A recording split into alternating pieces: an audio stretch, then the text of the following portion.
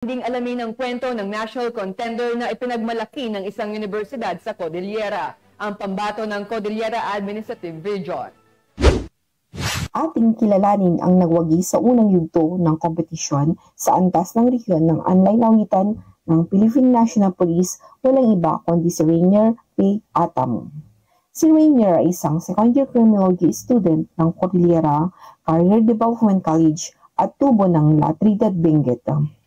Siya ang mapalad na nanalo sa regional level ng Cordillera na magre-representa sa pambansang edisyon ng Online Awitan Challenge. Ayon sa kanyang mga kaklase, siya ay masipag at matyagang mag-aaral. Sa mga kaibigan ni Rainier Atam, and bilang estudyante, siya po ay isang masipag na mag-aaral dito sa Cordillera College dito sa Buyagan, CCPC. And nasaksihan po namin yung kanyang pag-awit.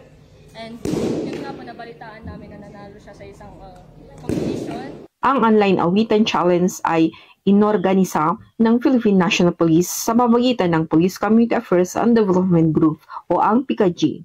Nito sa pagkipag-ugnayan sa mga regional base o Regional Police Community Affairs and Development Unit ng Cordillera at ang Cordillera Career Development College.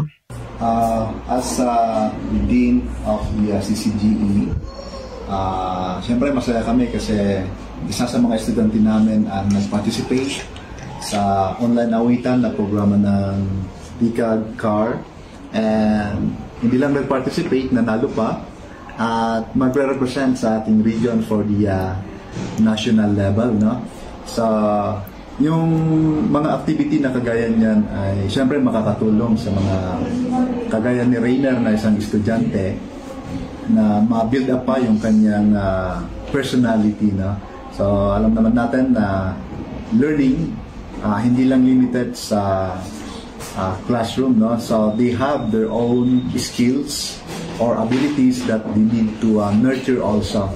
And that kind of competition is a unique one kasi siyempre criminology yung course niya. Pag titingnan natin, somewhat parang hindi related, no? Pero yung sabi ko, may ibang kailangang i-develop natin or mas paigtingin pa natin yung kanilang skills.